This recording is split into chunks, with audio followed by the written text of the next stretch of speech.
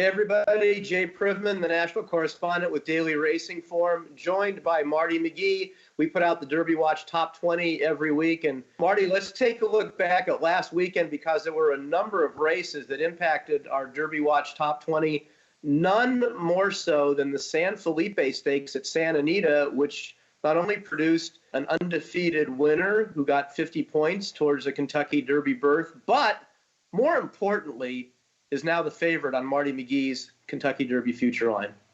Well, that's very, very early, Jay. We're talking about that was 8 weeks to the Derby, in which Authentic was your clear-cut winner of the San Felipe Stakes at Santa Anita. Here he is after having pretty much walked the dog, got the lead in the first turn, and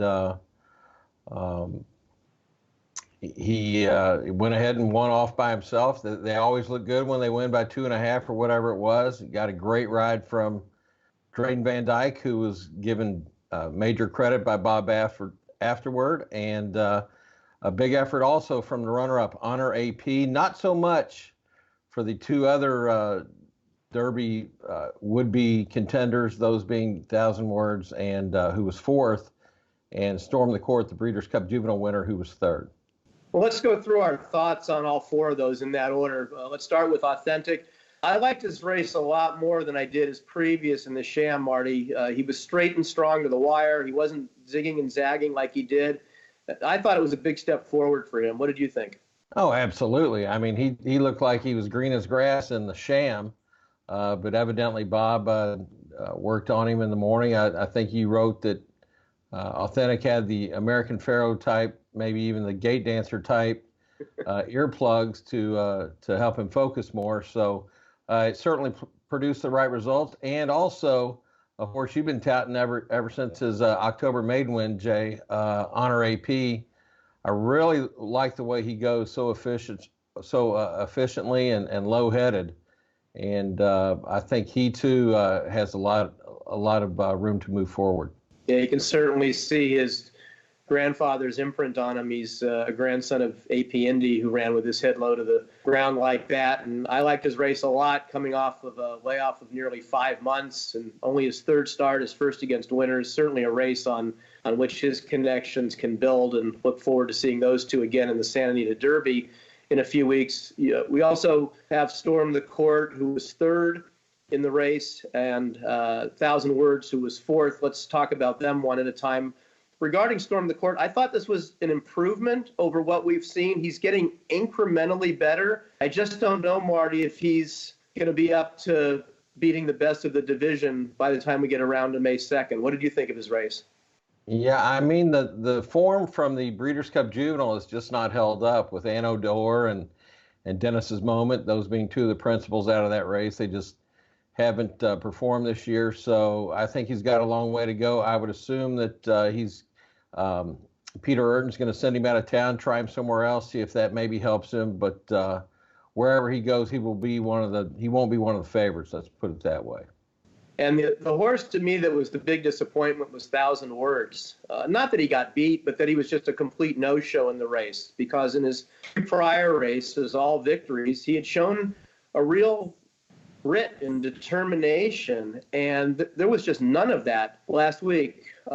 Very disappointing for me, and he's going to have to bounce back in his next race, or he, to me, is just not going to get there in time in terms of being a top Derby contender. What did you think? Any excuse on your end?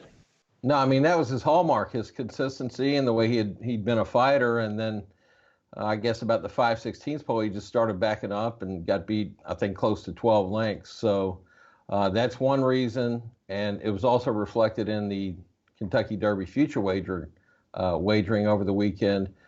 He went from one of the kind of favorites to, I've got him from 8-1, I had him, and now to 30-1, and that was pretty much reflected in the future wager too. So that was the San Felipe last week at Santa Anita. I was at that race where those four horses on our Derby watch list ran.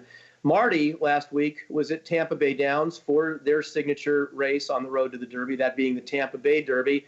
And Marty, a really impressive win from King Guillermo, who on that day hadn't even been nominated to the Triple Crown. As we tape this on Wednesday, he only, maybe within the last hour, was officially nominated to the Triple Crown for the $6,000 payment that was due by the end of this month. I don't know where that race came from, but it picked my head up. That was some performance. What did you think of King Guillermo? Well, some friends of mine and I went in on a pick 5 ticket, and we were live to 8 horses, and he was not one of the 8. So I was somewhat dismayed to see him win the way he did. He absolutely dominated, took over from the maker horse, the number 3 horse at top of the stretch, and just had no further challenges after that. Sole Volante did rally for second in that race, but King Guillermo, what a race that was. I don't know, Jay. I've been doing this 35 years professionally now. I haven't seen a more jubilant winner circle that I can recall. Dozens of people just mauling each other and just having a great time. So they say that he won't run again until the Kentucky Derby. I researched it the other day. There have been, in the last 20 years, 14 of the Tampa Bay winners have gone on to run in the Kentucky Derby. Only one of them, Destin, 4 years ago in 2016, he was the only one to not have a prep in between. He ran a creditable 6 in that race. But the reason I've got him 30-1, he's presently in mind right now, but by the time we get to Louisville, it's going to be a fairly distant memory, 8 weeks between races. And I think he's got to be one of the longer shots in the Derby, no matter what, assuming they don't change their mind. Yeah, I got Needles in 1956 won the Derby off of a 6-week break, and the only horse since then who's had a layoff that long was Animal Kingdom. So certainly uncharted waters if he does go into the Kentucky Derby as planned right now off of an 8-week break. Marty, just to finish up on this race, the runner-up was Sole Volante, who had run such a big race when winning the Sam Davis. I thought he ran a good race again on Saturday. He made that long extended run in the Tampa Bay Derby like we saw in the Sam Davis. He just ran into a horse that on the day was not going to be beaten by anybody. But in terms of moving along towards the Derby, I thought it was a good race. What did you think? I thought it was good. They're going to go ahead and run him in the Wood tentatively right now is what the plan is. And everybody likes to see a horse close the way that he can. And he closed obviously very stoutly in the Davis. Couldn't quite get to this winner, but they've got to be pretty pleased with the way he's come along. Well, King Guillermo was one of 2 horses that we moved onto the Derby Watch Top 20 this week. The other one was Mischievous Alex, who won the Gotham Stakes, a 1-turn mile, last Saturday at Aqueduct. Barney, I think a lot of this horse. I think he's a really good horse up to a point. And I think when he goes 1 1/8 like he's going to next time in the Wood, or even if they were to go on with him to the Derby, I think that's just getting into distances that are going to be beyond his capabilities, but certainly up to and including a 1-turn mile, he's pretty brilliant. What are your thoughts on Mischievous Alex? Yeah, even though he's in with the 50 points, Jay, I've got him 50-1. I think he might stub his toe in the Wood, and if not, he's still going to be up against it for the Derby distance. John Service has been pretty frank about this horse's distance limitations. And, he knows as well as anyone. Now, he has really made great strides in winning both the Swale and the Gotham. But again, those are 1-turn races, and you're talking about apples and oranges when you're going around the 2 turns coming up.